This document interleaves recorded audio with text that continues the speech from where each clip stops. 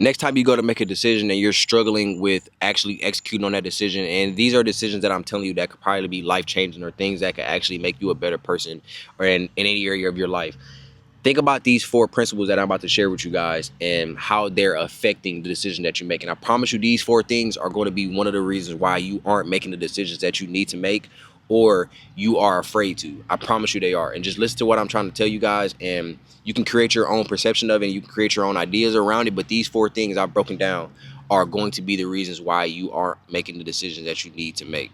The things I'm sharing with you guys today are gems. I don't really know any other way to explain it, but they're observations that I picked up from mentors and coaches of mine, people that have made me better in hardships and people that have made me better financially, mentally, people that have helped me grow, and also observations that I've made from mentoring and coaching people, especially younger individuals who are very ambitious and people that wanted to become successful. I'm not even going to say successful. I'm going to say better, because success is relative to everybody's perception and everybody has a different view of what success is. But I feel like we all can agree what it means to become better, and we all understand that we can become better in every single place in every single area of our life. And if you think that you can't become better in something, well, that's a mistake that you have to just understand within yourself, because even the experts of experts, they have the chance to become better in their field and become better in their practice or whatever the case may be, or whatever you want to say. But but there's four main things that I kind of want to call illusions, because they're things that we feel like we need to have or things we feel like we have when ultimately we never will and we don't. There's very few things that some of the topics that I'm going to cover are actually going to be, you're going to have the ability to do. And you're going to see what I'm talking about. But there's four main things that I try to compile into these simple observations that I've made that keep people in a box, that keep people stuck, that keep people from actually growing into who it is they want to become, and people prevent people from actually becoming better, right? And the first one that I want to talk about is the illusion of control. This is important because people have the illusion that they need to have control of something in order to make decisions on it, or they feel like they need to, or they feel like they have control of things. And a lot of the times it's things that we have absolutely no control over. And one of the biggest things that I know people will understand is the control of other people. People think that they can control other people's actions. They think that they can control other people's thoughts, the decisions that they make, and you never will be able to do that. So like that's one big stressor. I know people would like, you try to influence others, and I'm a person who is guilty of that, because I am somebody who wants to make everybody that's around me, everybody that I have contact with, I want to try to make them a better person. And for everybody, their decisions that they're making and their choices, they're never going to lead to that, right? And you can try to influence, but you will never be able to control. And same thing with everything else that goes around you. When you're driving, you're never going to be able to control what the person next to you does. And this topic kind of coincides into the next thing that I'm going to speak about, but understand that you don't have control, and the best growth is going to come out of the unknown territories that you're going to explore. The most growth that you're ever going to experience is going to come from unknown. And that's what people are afraid of, because when you don't know something, and like I said, control kind of ties over into my next topic, which is going to be predictability. And that's why I kind of just jumped into that, because I kind of want to just let them two coincide with each other. They're different, but they seem the same. And it was difficult for me to split them apart, but I did it because they're different. Control is exactly what control is. You think that you can decide for something else, that you can decide for an outside entity, from something other than yourself, what goes on, right? You cannot control anything. And predictability is another thing that boxes people into an area of never growing, because people try to predict the things that are going to come out of doing certain things. People are going to try to predict the things that are going to come out of meeting new people, things that are going to come out of moving to some new place. And the truth is that we have no idea of the uncertainty that our world holds, right? You will never know what is going to happen. You never know. That's the truth. And the things that I'm talking about, they have two ends of the spectrum, and you have to meet them in the middle. And what I mean by that is that you can either try to be super predictive, or you can try to not be predictive at all, which both of those are going to hinder you. So it's a teeter-totter situation where you have to meet it in the middle, where you have to have some sort of predictive skills, but understanding that you can't predict everything is going to help you. Because if you try to be like, oh, I can't predict anything, then you're never planning, then you're never, you're hindering yourself as well. But if you try to be like, oh, I need to predict everything, you're also hindering yourself. And the same thing with control, where if you're like, oh, I have no control over nothing, then you're going to end up telling yourself and actually believing that. Because the truth is that you do have control over a few things. You have control over your mental clarity. You have control over yourself, more so yourself. That's really the thing that you have control over, and why I push people to control themselves in certain situations and control the things that they eat, the things that they consume, the things that they put out into the world, the things that they share with people. You have to control those things, because that's the one thing that you do have control over. And like when it comes to predictability, you're never going to be able to build a new life with the same blueprint that you're living in. So trying to completely predict the next stage, the next things that you're going to encounter, is going to be completely counterintuitive to you trying to actually get to and experience the growth that you're trying to get. The next one that's super important I'm going to talk about is time, the illusion of time.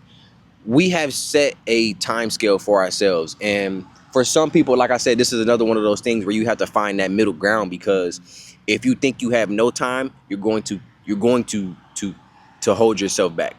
If you think you have too much time, you're also going to hold yourself back. Find that middle ground where you can play in between, where you understand that, hey, I don't have a lot of time, but I also have time to do this, right? It's what you decide to make your priorities, because a lot of people fill their time up doing bullshit that inevitably they feel like they have to do, right? They feel like they have to do certain things to be accepted or be normalized, right? And it sucks, because you're putting yourself in a box once again. Like, you don't understand that you're never going to be able to try to escalate to the next level. You're in any area of life. This isn't just, you know what I'm saying, something specific or whatever the case may be, but you never understand that you're boxing yourself in if you don't understand these illusions and how they affect you and your decision making and your, ability to try to become something different. How many people do you know that will say that they want to try something new, but then they be like, oh, it's not the right time? There's never a wrong time to make yourself better. There's never a wrong time. Every single day, every single second, every single minute is a good time for you to try to make yourself better. So why would you not do it, right? Don't limit yourself to try to say that you don't have the right time, or this isn't the right time, or you don't have enough time, or whatever the case may be. You know what I'm saying? The fourth one is probably the most obvious, but the least spoken about. And when I start speaking about this one, you're going to understand what I'm saying. And the fourth illusion is identity. And I bring this up because I know so many people that trap themselves in an identity, and it prevents them from literally ever growing into anything other than what they've trapped themselves into. And most of the time it sucks, because they're limiting themselves based off of another person's perception of them. Because when you tell somebody that you're going to be something, or you tell somebody that you're doing something, it feels a certain way telling them that you're not doing that anymore, or that you're not that anymore. And for some people, I'm gonna share this concept that I have. People who have specifically went to college for things like a doctor's degree or something like that, straight out of high school. They have no other experiences in life. They have no other. They'll never be able to experience something else, because they're going to trap themselves in that identity. And this is no shame to anybody that chooses to go to college for 8 years, fresh out of high school. This is big props to them, honestly. But the drawbacks to that is that you trap yourselves in that identity, and that's where people obviously become successful in something, but they also are not truly happy, because they have not found what it is that actually they want to do. Because when you get applause from people who saying, yeah, keep going, keep going, keep going, and it's hard, it's difficult actually being like, you know what, this isn't what I want to do. It's hard doing that, genuinely hard, and I understand that, right?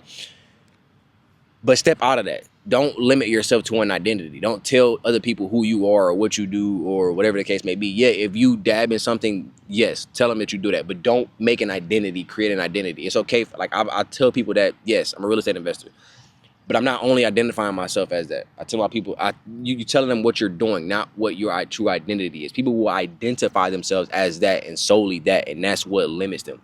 The identity aspect of it is, you don't believe you're anything else. You don't believe you're capable of being anything else. So you don't do anything else, right? Pull yourself out of that, because that's going to limit you from growing. That's going to limit you from trying something new, from doing something different, from having a new experience in something. Most of one of the biggest things that I see people doing is pulling the I'm not that kind of person card. Like the one thing that really hits me is people who like, I'm not a morning person, right? You're telling yourself that. You're telling yourself that, because if you had to wake up, you wake your ass up. You know what I'm saying? Like, that's the truth behind that. And I think that people tell themselves these things and they form their identity around it, and they end up actually becoming that, and it limits them from doing things. It holds them back from doing certain things. It makes them feel certain ways. It makes them, you know, and you may be trying to tell yourself that it doesn't, you may be like not agreeing or whatever the case may be, but that's the truth behind it. Like truly changing is going to require you to have some type of ego death, right? You have to be like, okay, I was telling myself this and it's not the truth. I need to change it. And that's what's going to inevitably lead you to being able to change and lead you to growing. And I wanted to share those 4 things with you guys because I feel like they're super important for you to realize what's going on whenever you are, making a decision and you're having thoughts or feelings or emotions or whatever the case may be, and you're not acting on it. You're not acting on that change that could actually help you, that change that could actually grow you. You're not actually acting on it, and really process what it is that's making you not act on that thing. Process what it is. And I guarantee you it's going to be one of those 4 things. It's either going to be predictability, it's going to be control, it's going to be time, or it's going to be your identity. I guarantee you. Sit down and think about why you aren't making a decision. It's going to be one of those 4 things.